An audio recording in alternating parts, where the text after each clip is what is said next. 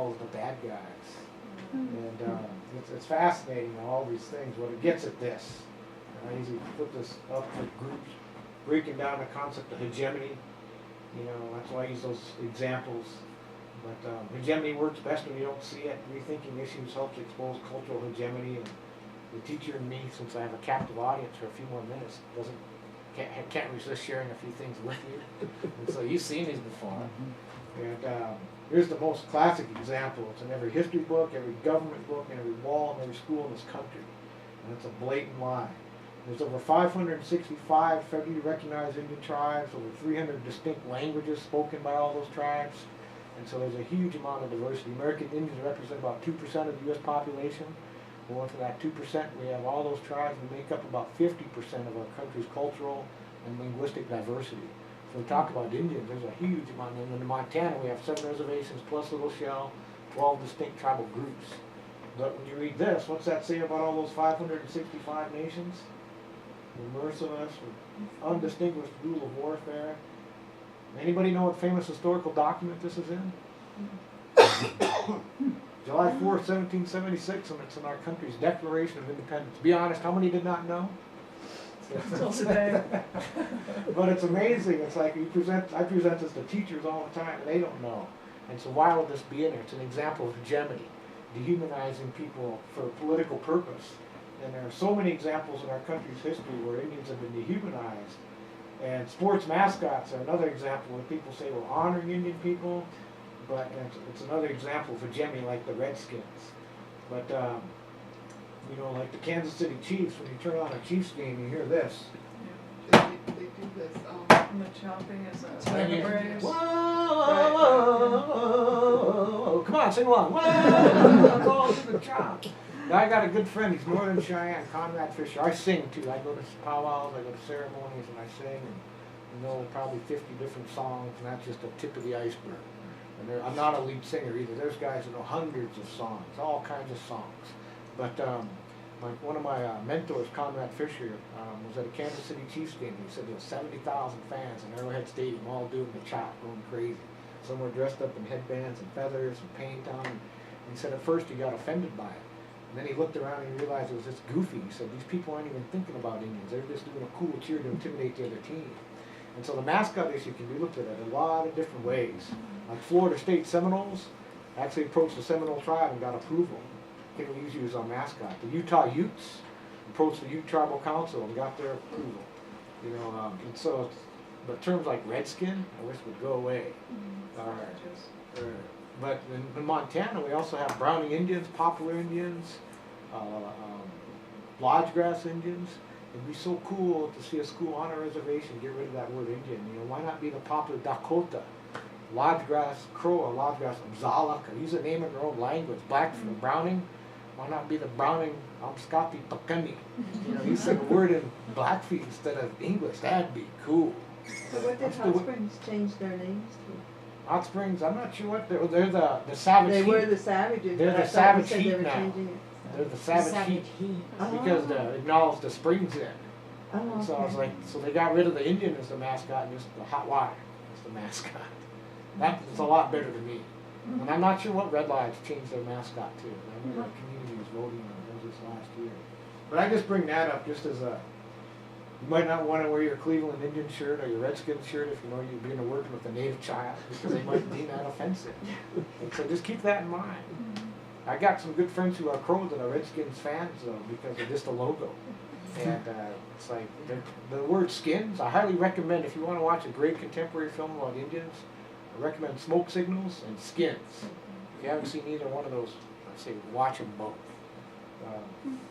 You know, we got, you know, people want to build background knowledge. There's websites like Indian Country Today has major news stories, headlines. Indians.com, Indians with a Z. Then there's this news, ResNet News. And so, you know, there's all kinds of Indian newspapers out there. So if you want to get a different perspective on history or things, you can do that. But you know, here's the reservations in Montana. There's the 7+ Little Shell, and you might work with kids and have membership in all those, or ties to all those reservations. There's just one or two, or none. But Want to learn more? Here's a resource we put out there called MontanaTribes.org. For each one of those 7 essential understandings, we have over 100 video clips from different tribal members offering their perspective on it. Like essential understanding number 2, who are Indian people today? I wanted to mention this one.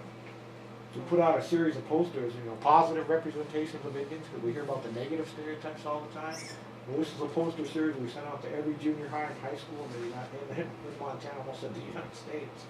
But it's neat to be in Fort Bend, Montana, and walk down the hallway and see these. Or, Billings, Montana, or Missoula. Here's Janie Fox.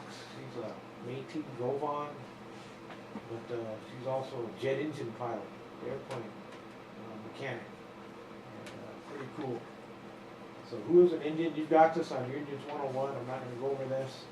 But just to get a sense of who are Indian people today, this notion of acculturation has been going on a long time.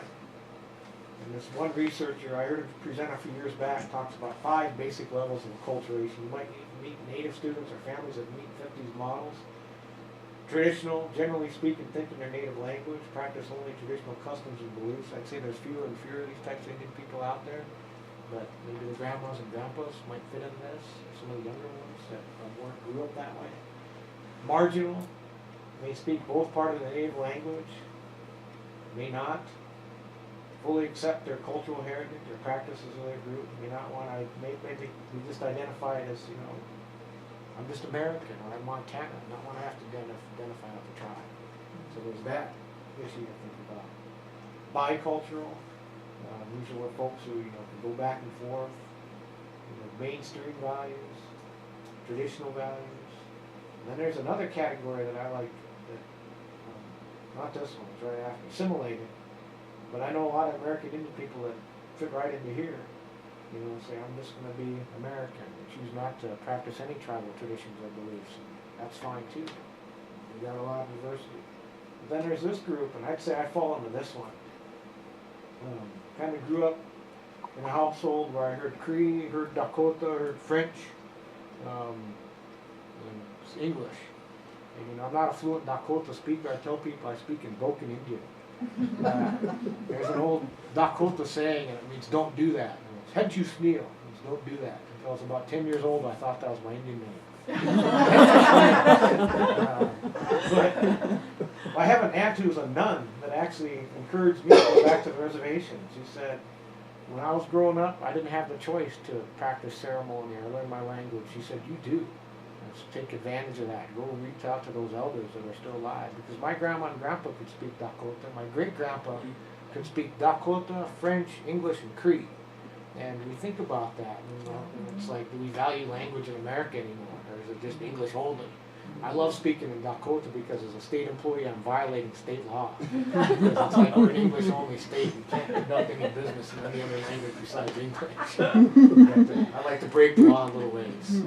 But, you might meet folks that you can encourage them to go back to the tribe to seek out some of those cultural values and traditions, because there's a great story in the Helena IR, was it just yesterday, talking about Wind River Reservation and Sweat Lodge and ceremony and how they're using that to combat suicide and some of the substance abuse issues going on in Indian country. And so some of those tribal traditions, any form of spirituality is powerful, but some of those cultural beliefs for Native kids might be exactly what they need.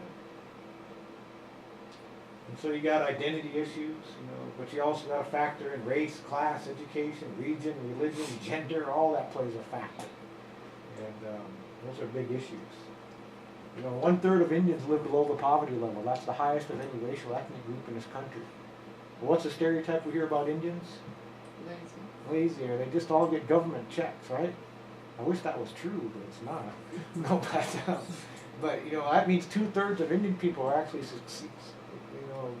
exceeding or excelling on economic factors. So we're not, but that's on that Indians 101 document you have. Do Indians get free checks from the government? No. Do Indians pay taxes? Yes, we do. And so you've got this, right? Yes. Yeah.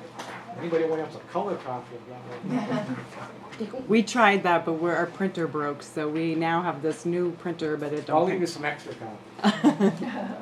And so, you know, American Indian person might refer to themselves 3 different ways. You know, there might be a, you know, in my language, we say for Ieska means mixed blood.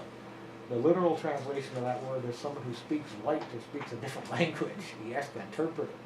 Or you might be saying from Pine Ridge, or you might say Oglala Sioux or Lakota. Someone might just say American Indian. So you might hear the kids you work with refer to themselves in multiple ways depending on who they're visiting with. And so if anybody wants to know about who is an Indian and lesson plans and sovereignty, we've got lesson plans for junior high, high school, tribal enrollment. So there's more information. And so if anybody wants to access any of our resources and lesson plans, there's our website, there's ICWA information at ICWA.org. Yeah.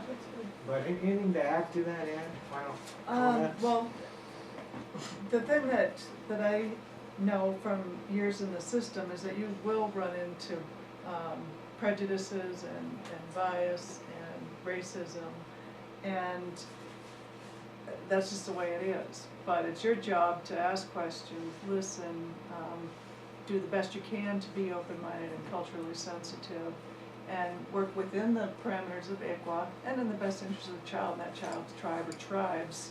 I was just thinking of 2 things. When you think of all Indian children don't look Indian, there was a case from years ago, a little blonde-haired, blue-eyed child who a social worker, family services, thought would be better off with a white branch family, although her member of the tribe or enrolled Indian uncle lived right there, and they wouldn't place, and he was approved as a foster adoptive home. He'd gone through all the training, and they wouldn't place niece with uncle. And she was going with this white ranch family, and it came to my attention as attorney for the agency, and our social worker was all that was her doing, you know, and so I'm like, no. And by the time we said we're going to move this child out of this home and put with uncle, the judge said no, an injunction, you may not move the child. To go all the way to the Montana Supreme Court several times actually to have that case go the way it should have. And that is, the child fell under ICWA, she needed to be placed with her uncle. I mean, it was crazy. It was crazy, fighting my own agency. You know, but you run into it. Doesn't the child have some say? She was 7-ish, so no. And even if she did and said, I want to stay where I am, ICWA would say best interest of that child is with her uncle. And so sometimes you run into that conflict though, and when people have their prejudices, and they may mean well, but it's your job not only to be aware of the act, but to, again, look for the appropriate placements, ask the questions, nag.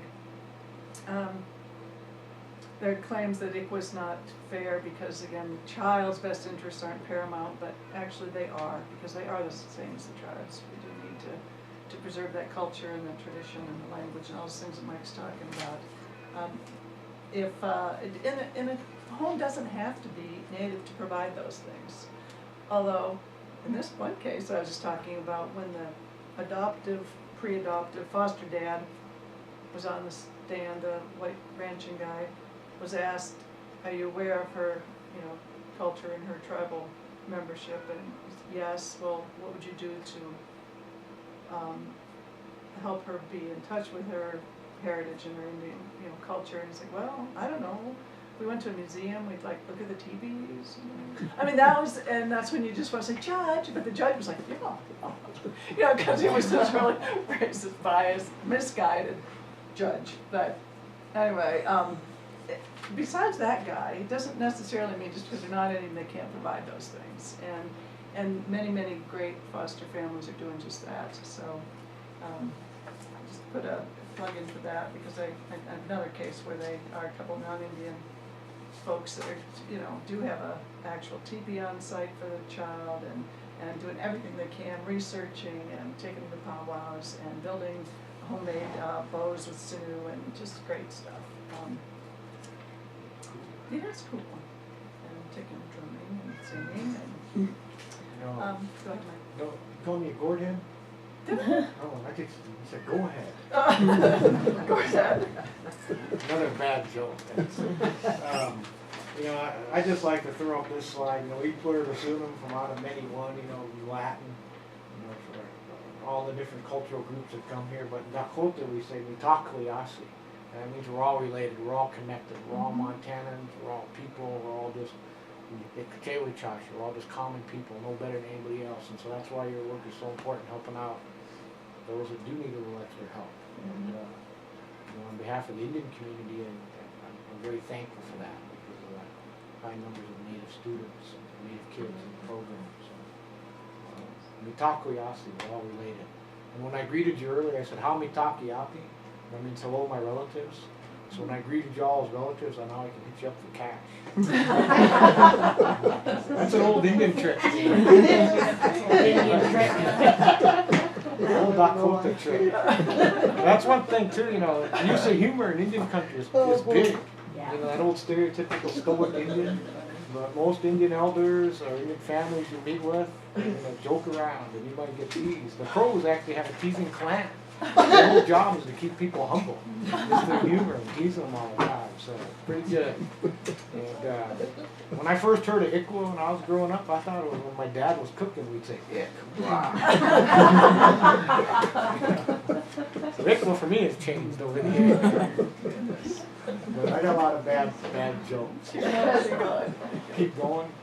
So you guys, I'll offer up a song for you. Since this song is an honor song, and it's a song to thank you for being good, positive role models. And the words of the song are, my people, the good that you see as me as I walk upon this earth, I think and I do good things. And all of you, just by being volunteers, you do that. So I'll just sing what we call 2 push-ups. But I'll offer the song to honor all of you, and we can all stay seated for this. Oh ya te ke a was te walang ke le mi el hai do ha o chaku a wa mani cha was te blom cha el hai oh ya te ke was te walang ke le mi el hai oh ya te ke a was te walang ke le mi el hai do ha o chaku a wa mani cha was te blom cha el hai oh ya te ke was te walang ke le mi el hai. I'll hit you to mitakliasi. That's for all of you. Thank you. Are you teaching your children those? Oh yeah, they know those songs. Right?